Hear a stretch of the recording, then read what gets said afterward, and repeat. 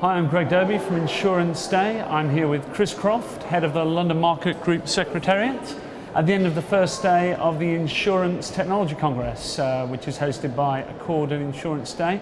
Chris, as you mentioned throughout the day, it's been quite a wide, encompassing agenda, and a number of subjects have been discussed today.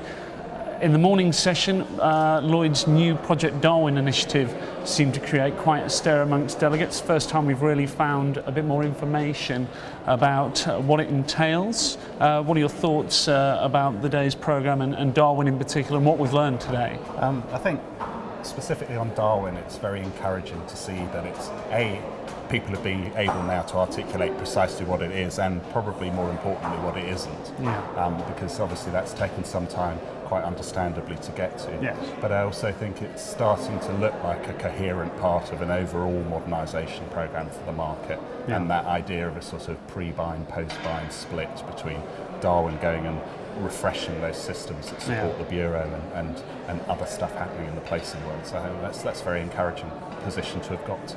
Absolutely. It seems the scope as well, not being quite as wide encompassing, that seemed to win favour with delegates today.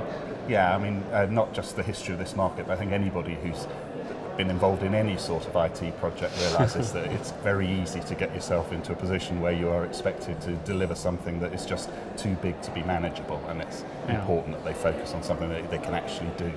Absolutely. I think Stephen Riley made a comment about the communication of market reform, and that seemed to be a response from delegate questions as well about how London is communicating in terms of the number of initiatives that are taking place at the moment.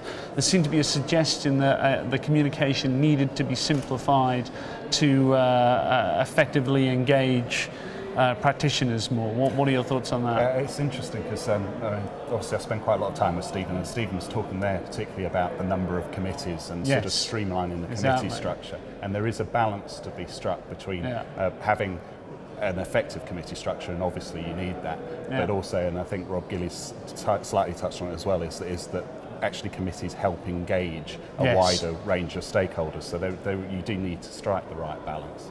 And I think in the end you can become a bit obsessed with structure, whereas in fact the reality is that committees work if you get the right people on them.